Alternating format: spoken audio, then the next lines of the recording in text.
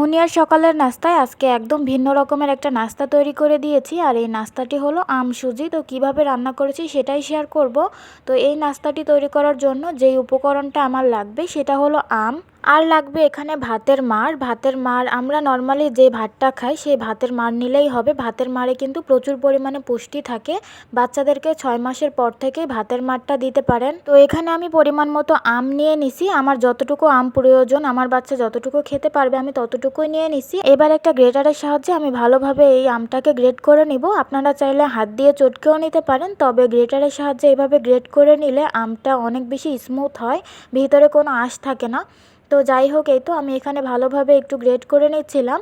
এতে করে কিন্তু বাচ্চারা খুব সহজেই এটা গিলে ফেলতে পারে, আর আঁশ থেকে গেলে গলায় আটকানোর সম্ভাবনা থাকে। তো চেষ্টা করবেন এভাবেই আমটাকে গ্রেট করে নেওয়ার। এবার আমি চুলায় একটা হাঁড়ি বসিয়ে দিলাম, তারপর দিয়ে দিলাম 1 চামচ পরিমাণ ঘি। ঘিটা দেওয়ার চেষ্টা করবেন, ঘি কিন্তু বাচ্চার ব্রেন ডেভেলপমেন্টে অনেক বেশি সাহায্য করে।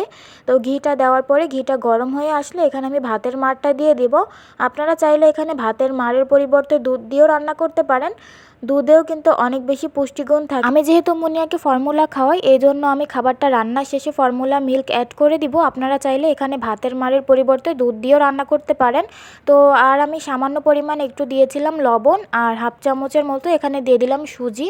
সুজিটা দিলে এই খাবারটা অনেক বেশি আঠালো হয় আর ঘন হয়, বাচ্চারা খুব সহজেই এটা খেতে পারে। তো সুজিটা দেওয়ার পরে এখানে আমি একটু ভালোভাবে নেড়ে নিচ্ছিলাম যাতে সুজিটা দলা পেকে না থাকে।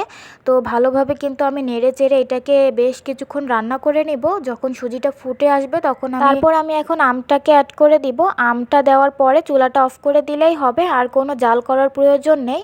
তো এখানে কিন্তু আপনার বাচ্চা যতটুকু ঘনত্বে খেতে পারবে আপনি ততটুকু ঘনত্ব করেই নামিয়ে ফেলবেন।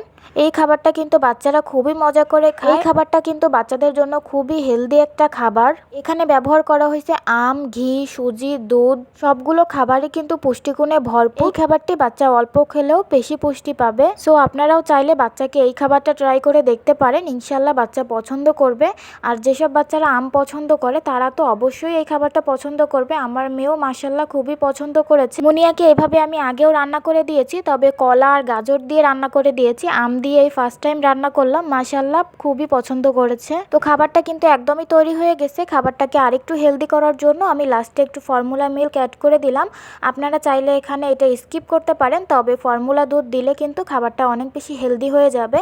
তো খাবারটা কিন্তু একদমই রেডি হয়ে গেছে। সুন্দর একটা স্মেল আসে, যেহেতু এখানে ঘি, দুধ আর আম দেওয়া হয়েছে, সব মিলিয়ে খুব সুন্দর একটা ঘ্রাণ আসে। আর খাবারটা খুবই মজা হয়, বাচ্চারাও খুবই মজা করে খায়। যেহেতু এখন আমের সিজন, এই জন্য আমি আম দিয়েই খাবারটা তৈরি করেছি। আপনারা চাইলে এখানে গাজর বা কলা দিয়েও এই খাবারটা তৈরি করতে পারেন।